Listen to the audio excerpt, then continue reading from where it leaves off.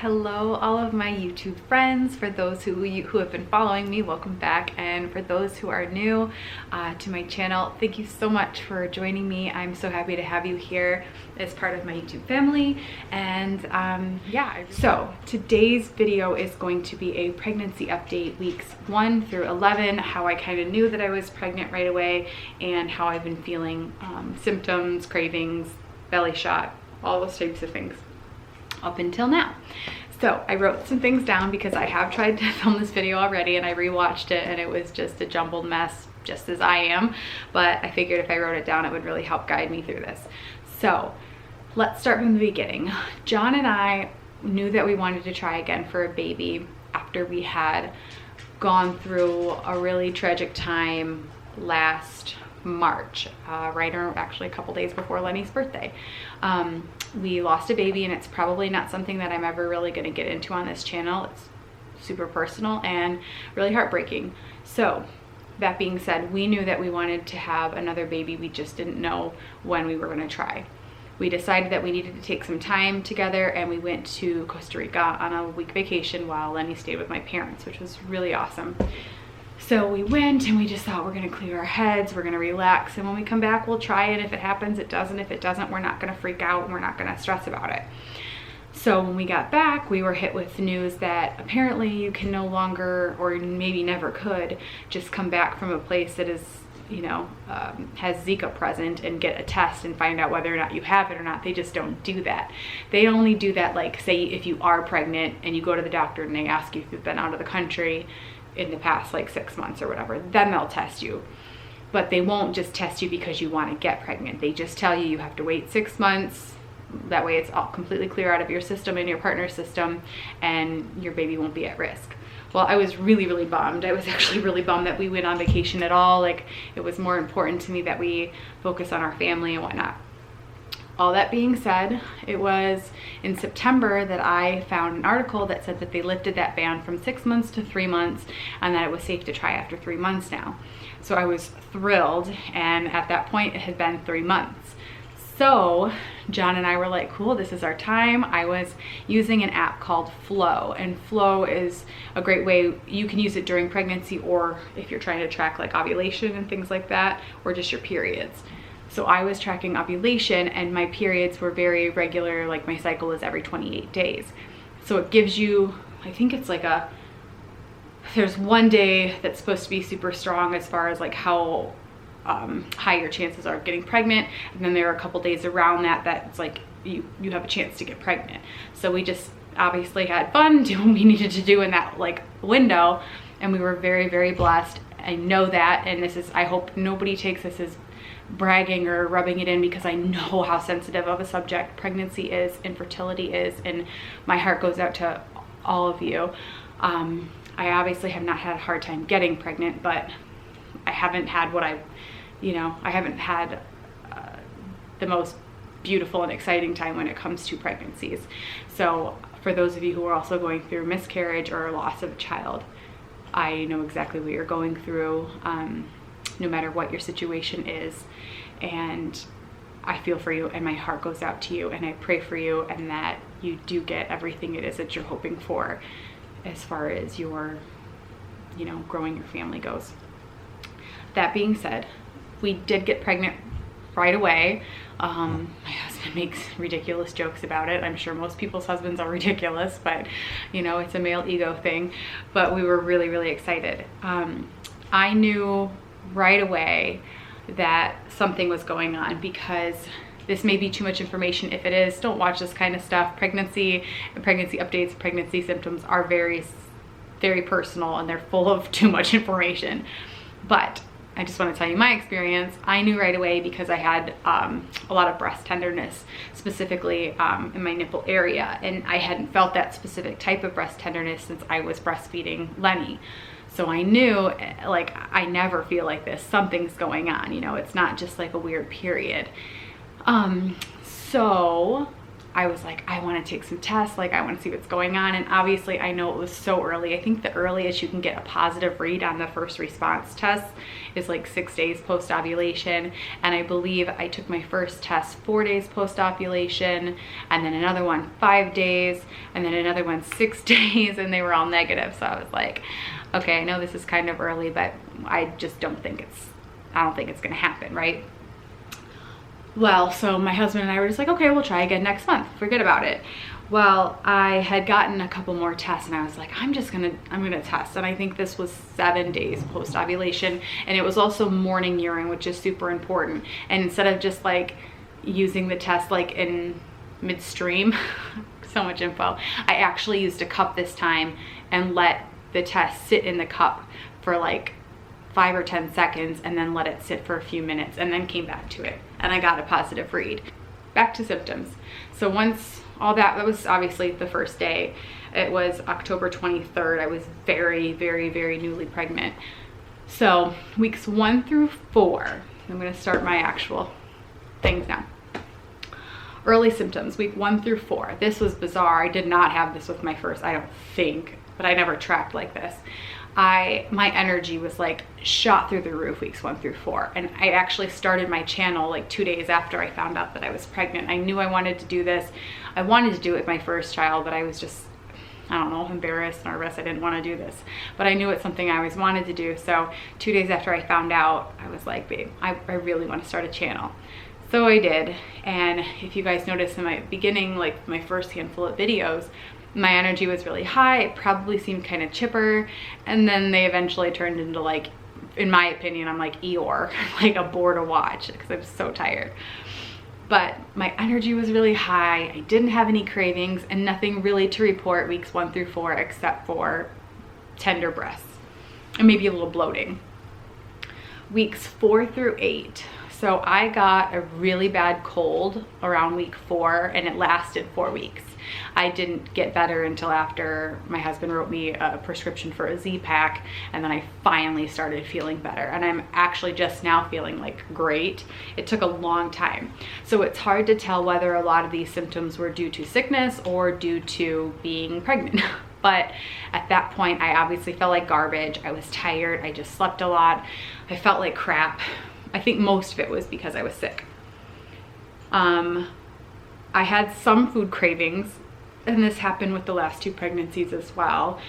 Spicy chicken sandwiches, specifically from Wendy's and nowhere else.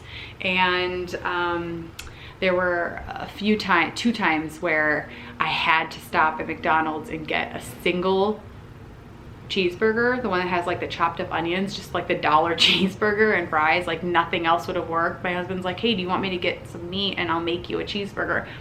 Side note, we don't really eat a lot of meat in our house, so I'm like needing this, right? And I was like, no, don't you dare. Like, just bring me what I asked for. I just want a McDonald's cheeseburger with the chopped up onions and french fries. So those were the cravings that I had for a while, but I tried my best not to give into those a lot because I don't want to get used to eating that stuff all the time during this pregnancy. I also really crave ramen noodles, and the biggest craving that I have, so those were just like on occasion. I had a couple of those, like 3 chicken sandwiches and 2 burgers, I think, in a matter of like 4 weeks.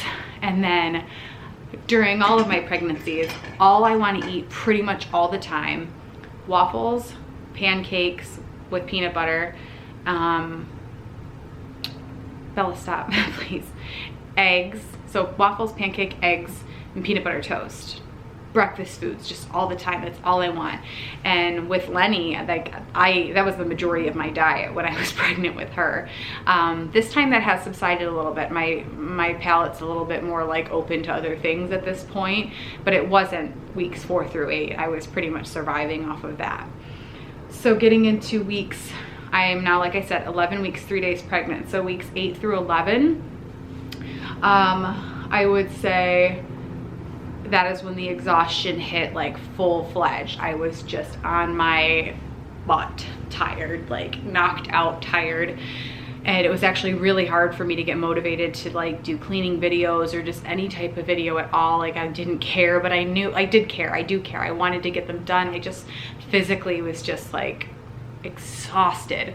I get like a little bit of energy in the morning, and then by 2 or 3 I'm just done, like ready for bed, done, waiting for John to get home from work so I can just go lay upstairs and he could take care of the baby. I didn't even want dinner. I just wanted to go to sleep.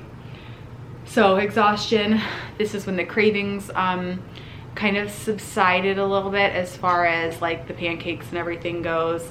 Now it's just at a point where if I want something, I have to have it, and anything that I try to replace it with that we have around the house just won't do, because that's not what I want. I think everybody can attest to that. Sometimes you just, nothing's gonna satiate that type of craving. You have to have what you want, or you're just like, whatever. So, but nothing specific where I'm like, oh God, you guys, I want this all the time. Today with my friend, I had a Nacho Grande at Taco Bell, and I haven't had Taco Bell. Well, I've had Taco Bell like 3 times probably in the past year, and those were Crunchwrap Supremes. But I have not had a Nachos Bel Grande in years. I can't even tell you how many years, but years. It used to be like my go-to when I was in high school. Loved them. But try to make better choices now, I guess. But today I was like, girl, we're at Target, I'm starving, let's get out of here. First thing I see was Taco Bell, and I had to get that. So again, that just goes along with nothing else is gonna, you know, settle that craving until you have that specific thing. Smell sensitivity kicked in around week 8. This one's kind of funny, and baby, if you're watching this, I love you so much, you know that, but I gotta share this. And I know I'm not the only one. But anyway, my husband's breath, all 3 pregnancies, has just made me, I love you, babe. And it's not, he doesn't have bad breath. It's almost like, I don't know how to explain it. It's like sweet with a certain undertone, and it's not bad, it's just not something that I can stand. Like when we're laying in bed and I'm trying to sleep, if he's facing me, I have to be really like nice about it and ask him if he doesn't mind rolling over, or I have to try and roll over, which if you've been pregnant, you also know it's very hard to get comfortable even before you get like big. Your mind's nuts, you can't actually sleep, and it's very hard. And I know I'm not the only one who has that issue. I've talked to a handful of my friends who said that their husband's breath had also really made them sick during their pregnancies. And it's funny because as soon as you have that baby, or as soon as you're no longer pregnant, it just goes away. And so, you know, just goes to show, it's not you, it's the pregnancy. But yeah, smell sensitivity. I love garlic, I love onions, but now when those are being cooked, say if I'm upstairs relaxing in bed or something and John's cooking dinner and I smell that and it comes upstairs, like it makes me sick. Sorry. It just makes me sick. And I'm also, so as far as like nausea goes, I've never been one to get like nauseous, like vomit nauseous during my pregnancies. I just get really woozy and kind of sick feeling in the head, like if that makes sense. Like I've got like, I don't know, like I'm getting sick or something, you know, but not like stomach sick. So I have to make sure that I'm eating pretty regularly, even if it's just little bits here and there. Drinking lots of water, I'm taking vitamins. And then I would say I got my first really bad headache, because headaches are a big issue for me during pregnancy, and as they are for a lot of people. And they say that's because your blood volume is increasing by like double or something. So I had my first pretty severe headache like 3 days ago, and it lasted after I woke up from a nap. It was the day of my doctor's appointment. I took a nap during Lenny's nap, and that never happens either. And I woke up at 2:30 with a headache, and I went to bed, fell asleep by 9:30, and I still had that headache. It was just like from temple to temple, like I was wearing a headband of just like pressure, and it was awful. And those are really debilitating. If you guys have had them, you know, like nobody wants to wake up with a headache and just have one all day and not be able to remedy that. And then you read like, oh, drink water, eat good foods, exercise, do this, do that. It doesn't work. They just stick around and they keep coming. And then as far as exercise goes, I'm a pretty active person. I typically will work out every day, like half an hour a day. I got sick, like I said, around week 4. I got a cold, so I just stopped working out at that point. My dog is in front of me begging like this for food. It's like an hour before her dinner time. But anyway, I got really sick, so I stopped working out. I had no energy to work out. And even after my cold went away, I haven't been able to quite pick that back up yet, probably because of the exhaustion. But 2 days ago, the exhaustion kind of seemed to settle a little bit. I think it was, it was actually just yesterday. It was, I'd say 5 o'clock when I realized I wasn't tired yet. And most every other day by 3 o'clock, I was just out for the count tired.